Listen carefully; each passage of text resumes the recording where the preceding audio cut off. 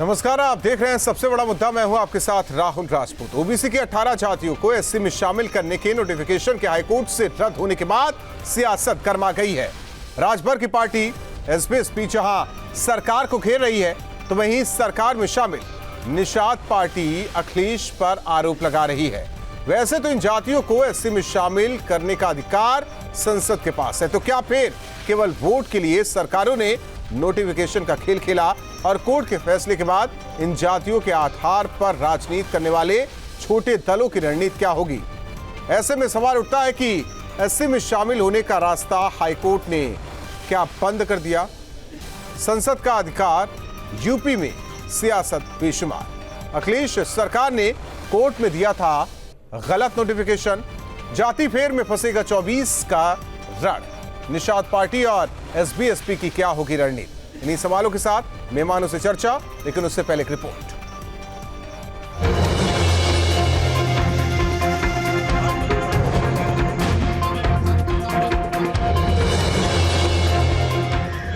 OBC की 18 जातियों का एससी में शामिल होने का सपना टूट गया है। इलाहाबाद हाईकोर्ट ने इस मामले में सारे नोटिफिकेशन को रद्द कर दिया है।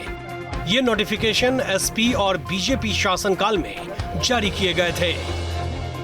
इस मामले में दिसंबर 2016 में अखिलेश सरकार में जारी हुआ था नोटिफिकेशन। इस नोटिफिकेशन पर हाई कोर्ट ने 24 जनवरी 2017 को सर्टिफिकेट जारी करने पर रोक लगाई थी। इसके बाद 24 जून 2019 को योगी सरकार में नोटिफिकेशन जारी हुआ था। इस पर सुनवाई करते हुए हाई कोर्ट ने तीनों नोटिफिकेशन को रद्द कर दिया है। इससे पहले 2005 में मुलायम सिंह सरकार ने भी जारी किया था नोटिफिकेशन। हालांकि बाद में ये नोटिफिकेशन वापस ले लिया गया था। उत्तर प्रदेश सरकार के अधिकारी थे, उसके जो पॉलिटिशियंस थे, वो लोग एक्सरसाइज करने का प्रयास कर रहे थे और बार बार कोर्ट ने रोक लगाया है। 2005 में रोक लगाया था, फिर 2016 में जो नोटिफिकेशन आया उस पर रोक लगाया 2017 के आर्डर में, और फिर 2019 में वही नोटिफिकेशन फिर आ गया 24 जून 2019 को, उस पर भी रोक लगाया। इस मामले में याचिकाकर्ता की दलील थी कि ओबीसी जातियों को एससी में शामिल करने का अधिकार संसद के पास है। संविधान के अनुच्छेद 341(2) ने संसद को ही अधिकार दिया। संसद ही अनुसूचित जातियों की सूची में संशोधन कर सकती। राज्यों को इस मामले में कोई अधिकार नहीं मिला। सुना है कि कोर्ट ने खारिज कर दिया है, तो ये जिम्मेदारी बड़ा जो है प्रदेश और देश की सरकार की बनती है कि इन जातियों का प्रस्ताव बना करके प्रदेश सरकार केंद्र को भेजे, केंद्र उसको पास करा करके राज्यसभा में पास करा के आरजीआई को पास भेज दे, तो आरजीआई उसको पंजीकृत करके फिर उसी रास्ते चलाएगा कानून बन करके विधानसभा। इस मामले में सियासत भी तेज हो गई है। एक तरफ ओम प्रकाश राजभर सरकार को घेर रहे हैं, तो वहीं निषाद पार्टी के अध्यक्ष और सरकार में मंत्री संजय निषाद अखिलेश यादव पर आरोप लगा रहे हैं। जिन सरकारों ने नोटिफिकेशन जारी किया था उनको जनता ने खारिज कर दिया है, तो नोटिफिकेशन तो खारिज होना आवश्यक ही है। अब तो अभी तक तो ये बहाना था ना कि कोर्ट में चल रहा, मैं क्या करूं। कोर्ट ने निर्णय दे दिया है, अब उनके पास है, आसानी से हो जाएगा, कोई दिक्कत नहीं। कोर्ट ने मामले की सुनवाई के दौरान अधिकारियों के रवैये पर तल्ख टिप्पणी की थी। ओबीसी की वो जातियां जिन्हें एससी में शामिल करने का नोटिफिकेशन जारी हुआ था, उनमें मझवार, कहार, कश्यप, केवट, मल्लाह, निषाद, कुम्हार, प्रजापति, धीवर, बिंद, भर, राजभर, धीमान, बाथम, तुरहा, गोटिया, माझी और मछुआ शामिल हैं। देखिए, बहुत सिंपल सी बात है कि भारत के संविधान के अनुच्छेद 341(2) के अंतर्गत किसी भी सरकार को, चाहे वो केंद्र सरकार ही क्यों न हो, अधिकार नहीं है कि जो अनुसूचित जातियों की सूची है, जो कि प्रेसिडेंशियल ऑर्डर से बनती है, उसमें किसी तरह का कोई बदलाव कर सके। यह अधिकार सिर्फ भारत की संसद को है। संसद मतलब लोकसभा, राज्यसभा और राष्ट्रपति का जब अनुमोदन मिलता है किसी की, जैसे कोई भी पार्लियामेंट में कोई एक्ट पास होता है, वैसे ही एक्ट पास करना पड़ेगा। ओबीसी की 18 जातियों को एससी में शामिल करना कई सियासी दलों का चुनावी मुद्दा रह चुका है, और अब कोर्ट की तरफ से इसका नोटिफिकेशन रद्द होना सियासी दलों के लिए झटका माना जा रहा है। Team news state. और चर्चा के लिए हमारे साथ मेहमान जुड़ चुके हैं अरुण राजभर, राष्ट्रीय महासचिव एसपी रत्नेश कुमार जो कि प्रवक्ता है निषाद पार्टी, स्वाति अग्रवाल जी वकील हाईकोर्ट की हमारे साथ जुड़े हैं। अशोक पांडे जी प्रवक्ता बीजेपी, चंचल यादव जी प्रवक्ता समाजवादी पार्टी। हालांकि राजनीतिक तर्क क्या है ये बाद में समझेंगे, लेकिन उससे पहले स्वाति अग्रवाल जी, बार बार नोटिफिकेशन जारी हुआ, चैलेंज किया गया हाईकोर्ट में, और क्या हुआ वो तस्वीर सामने इस बार भी आई है।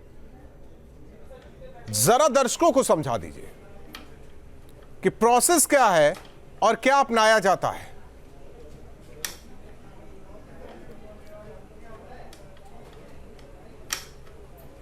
प्रोसेस तो ये है कि हमारा आर्टिकल 341 कॉन्स्टिट्यूशन ऑफ इंडिया किसी भी जाति को एससी कैटेगरी में डालने के लिए जो राइट्स देता है वो सिर्फ और सिर्फ हमारी पार्लियामेंट को देता है।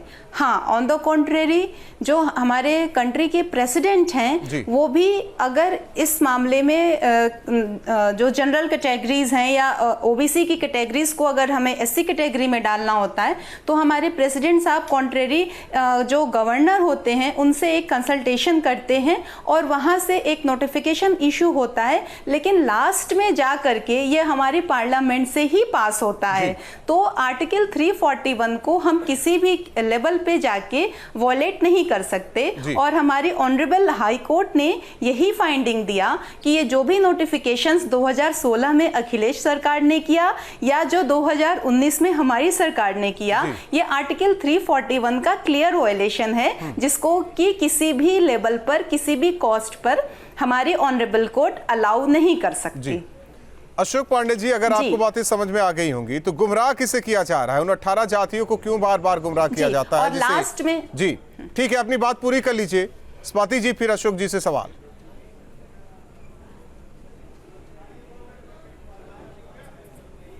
हाँ जी, और लास्ट में हमारे एडवोकेट जनरल साहब का भी एक वर्जन ऑनरेबल कोर्ट में आ गया कि साहब स्टेट के पास एक्चुअली में कोई राइट नहीं है इन बैकवर्ड कैटेगरीज को एससी एसटी में डालने का, हमारे पास कोई राइट नहीं है। जी अशोक जी, गुमराह क्यों किया जाता है? बस चुनाव के वक्त गुमराह किया जाता है, वोट के लिए गुमराह किया जाता है उन 18 जातियों को कि आपको अब ओबीसी से उठाकर एससी एसटी के कैटेगरी में डाला जाएगा और नोटिफिकेशन जिसके लिए जारी होगा। यहाँ तक कि जाति प्रमाण पत्र बनाने की भी बात कही गई थी, वो भी हाईकोर्ट ने उस पर किस तरीके से सवाल खड़े किए, सब जानते हैं।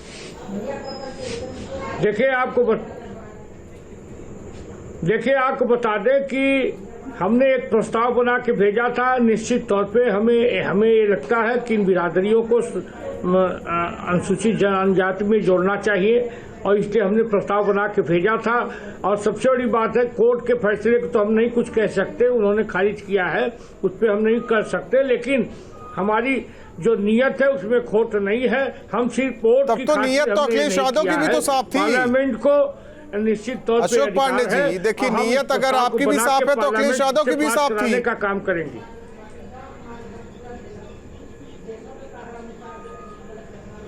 देखिए अखिलेश यादव के पार्लियामेंट में कहीं कुछ नहीं है, हमारी देश में सरकार है। हम अगर प्रस्ताव बना के भेजेंगे तो निश्चित तौर पे पार्लियामेंट से पास भी कराने का काम करेंगे, इसमें कोई दो राय नहीं है। केंद्र में तो 2014 में ही सरकार आ गई थी, हमारी नीयत साफ है। अखिलेश ने उस वक्त 2016 में भेजा था, हालांकि फिर इसके बाद जिस तरीके से भेजा गया, उसके बाद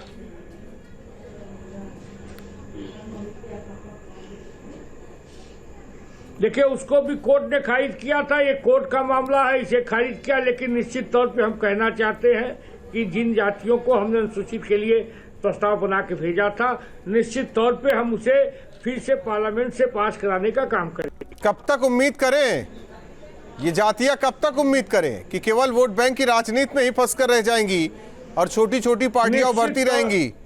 निश्चित तौर बिल्कुल राजनीति की बात नहीं, इन बिरादरियों के साथ हमने राजनीति नहीं किया है, हम तो उस तरह के लोग हैं। ठीक है, वो तो अरुण राजभर जी बताएंगे और समाजवादी पार्टी के प्रवक्ता। निश्चित आप देखिएगा चंचल यादव जी, मुलायम सिंह सरकार के दौरान नोटिफिकेशन हालांकि वापस लिया जाता है, तभी लॉलीपॉप ये पकड़ा दिया गया था, फिर अखिलेश आते हैं वो भी लॉलीपॉप पकड़ा देते हैं। सारे राजनेता इन जातियों को लॉलीपॉप क्यों पकड़ा रहे हैं?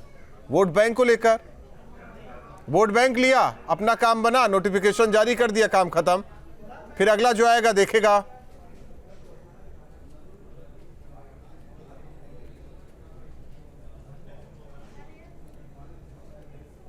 चंचल यादव जी, आवाज नहीं आ रही है आपकी, आपसे जुड़ेंगे। अरुण राजभर जी, आवाज आ रही है? हेलो अरुण राजभर जी, एसपी का भी जन्म, इस पार्टी का भी जन्म, इस पार्टी का भी आधार यही कुछ है। आपके पिताजी और आपके पार्टी के राष्ट्रीय अध्यक्ष यही कहते हैं ना, बराबर हर सरकारों यही कहते हैं ना, जिसकी जितनी भागीदारी उसकी उतनी हिस्सेदारी। भागीदारी तो नहीं मिल रही है। समझना पड़ेगा, देखिए इसकी प्रक्रिया को भी समाज को समझना पड़ेगा। जो लोग इन मुद्दों पर गुमराह करते हैं, आज उनको हम स्पष्ट कर देना चाहते हैं कि देश और प्रदेश में जिस तरीके से लंबे समय तक कांग्रेस को सपा समर्थन करती रही, बसपा समर्थन करती रही और इन्हीं जातियों को अनुसूचित में शामिल करने के लिए नोटिफिकेशन जारी करते रहे, लेकिन परिणाम क्या निकलता था? लंबे समय तक कांग्रेस भी इस जाति को उस श्रेणी में नहीं रख पाई। फिर उसके बाद उत्तर प्रदेश में हर चुनाव में वोट लेने के लिए नोटिफिकेशन जारी होते रहे। इसकी प्रक्रिया जानना बहुत जरूरी है, क्योंकि प्रक्रिया नहीं जानेंगे तो उत्तर प्रदेश में हम इसको स्पष्ट नहीं कर पाएंगे। सर, सारी चीजें क्लियर हो गई हैं। देखिए, इसीलिए चर्चा की शुरुआत हमने कराई है और अपने इस शो के जरिए, सबसे बड़ा मुद्दा के जरिए हमने प्रक्रिया क्लियर करा दी है। लेकिन सवाल देखिए, अरुण राजभर, मुद्दा समझना बहुत जरूरी है। नहीं, अरुण राजभर, आप अपने समाज को समझाइए ना, भेज रही है, आप अपने समाज को समझाइए। लेकिन हाँ, फायदा तो आपकी पार्टी को भी होता है कि हम फला के साथ जाएंगे तो हम चाहते हैं ना, पिछड़ी जातियों में चले जाएंगे, SC ST में। पहले तो आप समझेंगे तब जब इसको सुनेंगे।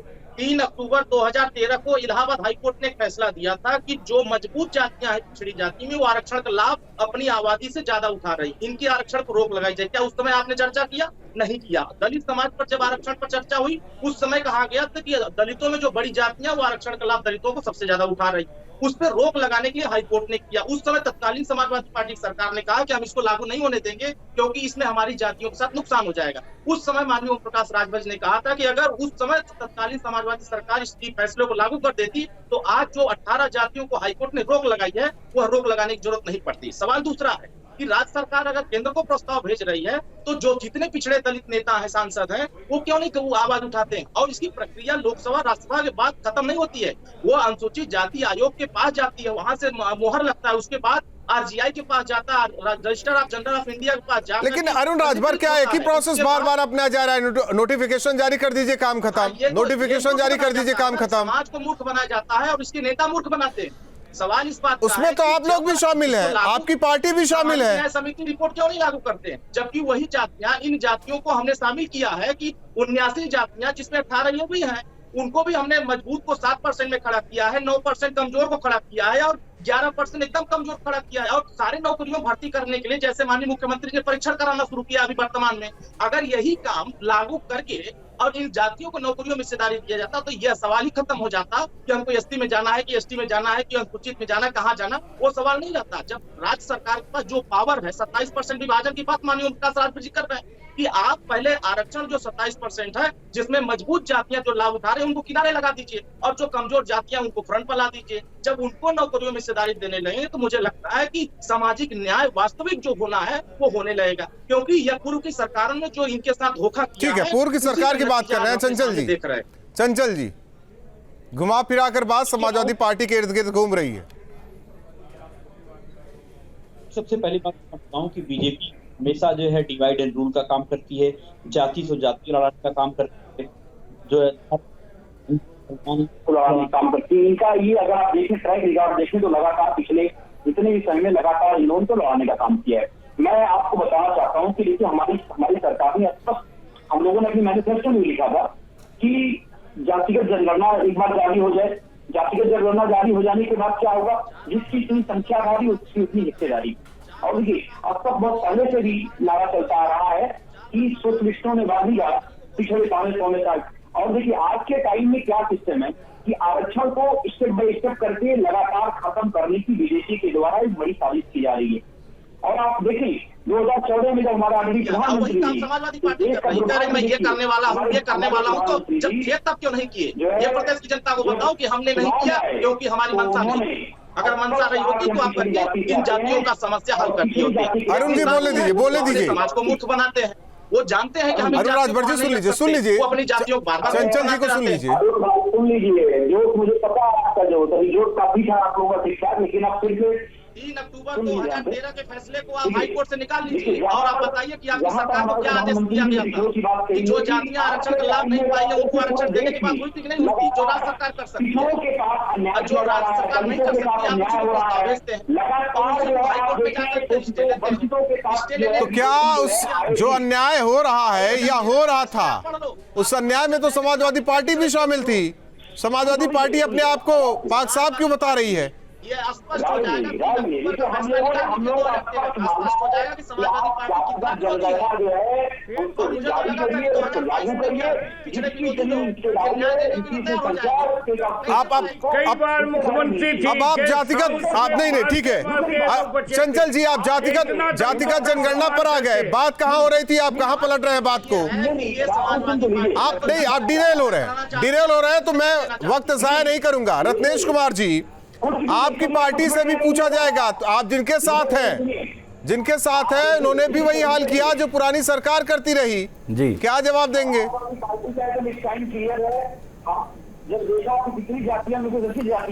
मैं आपको बताना चाहूंगा, अगर आप आज प्रदेश की राजनीति में अगर आप देखें तो निषाद पार्टी इकलौती पार्टी है जिसने इन 18 उपजातियों के लिए लगातार आवाज़ उठाई। माननीय मंत्री जी, माननीय राष्ट्रीय अध्यक्ष जी का अगर आप देखेंगे तो लगातार अभी तक अन्य दलों ने गुमराह करने का काम किया, लेकिन इन सभी जातियों के हक की लड़ाई के लिए लगातार हम प्रयासरत रहे हैं। आप सब जानते हैं कि ये कहाँ से होना है। पार्लियामेंट में जब तक ऑर्डर नहीं बनेगा, जब तक 341A और 2, जैसा कि अभी हमारे साथी पैनलिस्ट ने बताया, और हम सब भी ये जानते हैं कि बिना प्रोसेस को फॉलो किए हम यहाँ तक नहीं पहुँच पाएंगे और ना ही इन जातियों को एससी में शामिल किया जा सकेगा। इसके लिए अन्य किसी दल ने अभी तक कोई कोशिश नहीं की, ना किसी ने प्रेसिडेंट ऑफ इंडिया से इसके लिए मीटिंग की। लेकिन अगर आप देखेंगे तो माननीय मंत्री जी ने लगातार मीटिंग भी की, आरजीआई के यहाँ भी हम लोग गए, हर जगह से जहाँ हम हर वो दरवाज़ा खटखटा रहे हैं जिससे पिछड़े वंचित लोगों को न्याय मिल सके। और मैं एक और बात कहता हूँ, अगर आप टाइमिंग देखेंगे, हम समाजवादी पार्टी ने जब 2005 में किया, फिर 2007 में बीएसपी की सरकार आई, बहुजन समाज पार्टी की सरकार ने भी कई सारे जातियों को ओबीसी में लेने के लिए किया था, तब भी सुप्रीम कोर्ट ने, हाई कोर्ट ने स्टे ऑर्डर दिया था। फिर जब आप आगे बढ़ेंगे, अखिलेश सरकार थी, समाजवादी सरकार थी, तो पूरा टेन्योर बीता 2016 के लास्ट में 22 दिसंबर 2016 को ये आया कि इनको, और वो भी डीएम को आदेश गया था कि इनको एससी सर्टिफिकेट जारी किया जाए। तो राजनीति कौन कर रहा है ये तो आप अच्छे से टाइमिंग देखकर पता लगा सकते हैं कि कौन राजनीति कर रहा है और कौन सही हक के लिए लड़ रहा है। हमारी पार्टी, क्योंकि हम लोग हर इन 18 उपजातियों के बीच में रह रहे हैं, हम काम कर रहे हैं, हम इनकी हालत जानते हैं कि नदियों के किनारे इन समुदायों की हालत कैसी है, जिन्होंने देश के लिए कितना बड़ा योगदान दिया है। और हमें इसमें कोई राजनीति नहीं करनी है। अगर हमारे क्यों नहीं राजनीति करनी है रत्नेश जी? किसी जाति, कैसे मंशा पर सवाल न खड़े समुदाय के लोगों को फायदा होता है, उठाने के लिए राजनीतिक पार्टियां बना लेते हैं। संगठन तो काम करता नहीं, पार्टियां बना लेते हैं, कोई विधायक बन जाता है, कोई सांसद बन जाता है और बाद में उन्हीं जातियों को भूल दिया जाता है और एक परिवार तक ये सिमट कर रह जाता है। नहीं, अगर आप देखें, पार्टी जब से पार्टी पिक्चर में आई, जब से संगठन को हम लोगों ने एक्सपेंड किया है, बढ़ाया है, तब से लगातार संगठन में हर जाति का रिप्रेजेंटेशन है, चाहे कश्यप हैं, कहार हैं, धीवर हैं, धरिकार हैं, राजभर हैं, सब लोग हमसे जुड़े हैं। ठीक है, आगे बढ़ाइए, हो सकता है संसद तक पहुंच जाए, वही कुछ अगर आप देखेंगे। स्वाति जी, और कोई प्रोसेस है?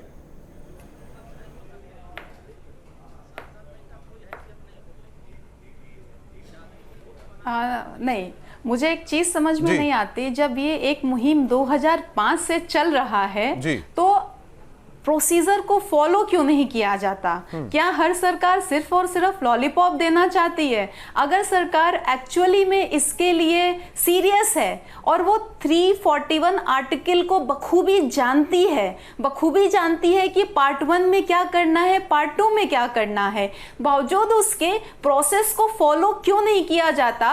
क्यों ऐसे ही एक नोटिफिकेशन जारी कर दिया जाता है? क्या सिर्फ पब्लिक को बेवकूफ बनाने के लिए? 2005 से 2022 तक क्या कोई भी गवर्नमेंट आर्टिकल 341 को समझ नहीं पाई? ये एक आम पब्लिक, एक आम जनता इस चीज को मानने के लिए कभी तैयार नहीं हो सकती। तो क्यों नहीं प्रोसेस को फॉलो करने के बाद इन चीजों को स्टार्ट किया जाता है? अगर इन सारे कुम्हार, महार, कश्यप, केवट, मल्हार, निषाद, कुमार, इन सब लोगों की सरकार को इतनी ही चिंता है कि नदी के किनारे ये अपना जीवन कैसे यापन करते हैं, कभी जाके देखिए, तो प्रोसेस को फॉलो क्यों नहीं किया जाता? ये कोई इतना बड़ा प्रोसेस तो नहीं है। आर्टिकल 341 इतना बड़ा प्रोसेस वाकई जो अधिकार नहीं है उस अधिकार को दर्शा दिया जाता है, नोटिफिकेशन जारी कर दिया जाता है, समाज में ये फैला दिया जाता है कि सरकार ने कर दिया। सरकार ने क्या कर दिया? जब हक है ही नहीं, अधिकार है ही नहीं, तो कहां से हो जाएगा?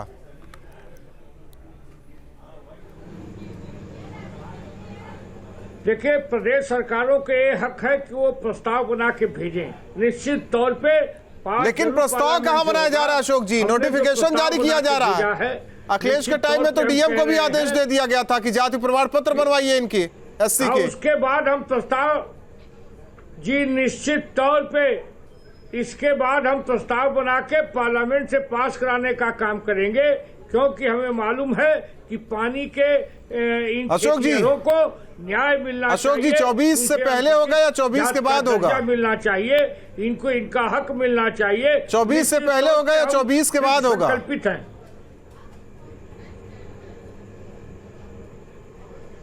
24 से पहले होगा।